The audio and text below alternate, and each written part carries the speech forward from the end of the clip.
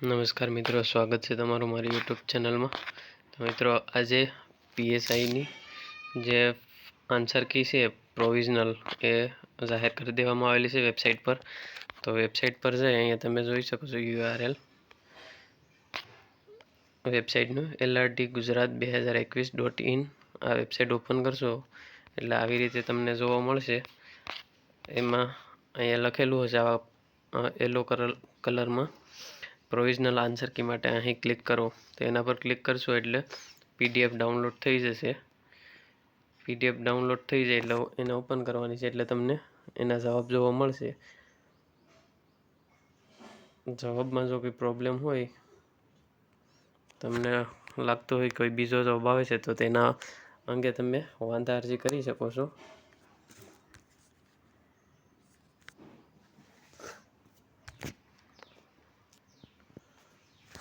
PDF open થઈ જાય એટલે આપણે જોઈએ.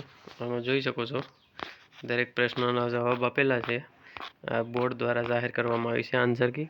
જો આમાં કોઈ જવાબ અંગે તમને કોઈ વાંધો હોય તો તમે ડાયરેક્ટ વેબસાઇટ પર જઈ અને નીચે થોડું સ્ક્રોલ કરશો એટલે અહીંયા જોઈ શકો છો તો વાંધા અરજી રજૂઆત મોકલવા માટે અહીં ક્લિક કરો. પણ તમારે પહેલાં સૂચના વાંચી લેવાની છે.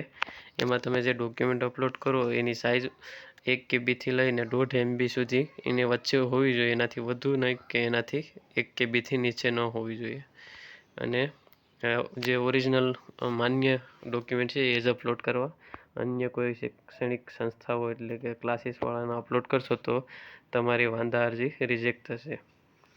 તો વાંધા અરજી કરવા માટેની તારીખ અહીંયા આપેલી છે. છેલ્લી તારીખ છે 21 એપ્રિલ 2025, 17 એટલે કે 5 વાગ્યા સુધી અપલોડ કરી શકશો. ત્યાર પછી નહીં કરી શકાય. તો વાંધા અરજી કરવા માટે એના પર ક્લિક કરવાનું છે.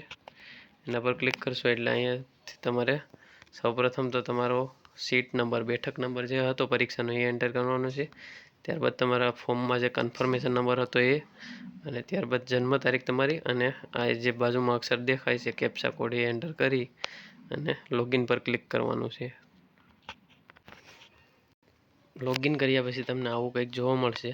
અહીંયાથી તમે પ્રશ્નપત્ર ડાઉનલોડ કરી શકો છો અને બીજી સૂચના આપેલી છે. ત્યારબાદ અહીંયા જે ઓપ્શન છે સિલેક્ટ, એમાંથી તમારે જે પ્રશ્નમાં વાંધો હોય એ નંબર સિલેક્ટ કરવાનો છે, પ્રશ્ન નંબર. ત્યાર પછી તમને જે ઓપ્શનમાં પ્રોબ્લેમ હોય એ ઓપ્શન સિલેક્ટ કરવાનો.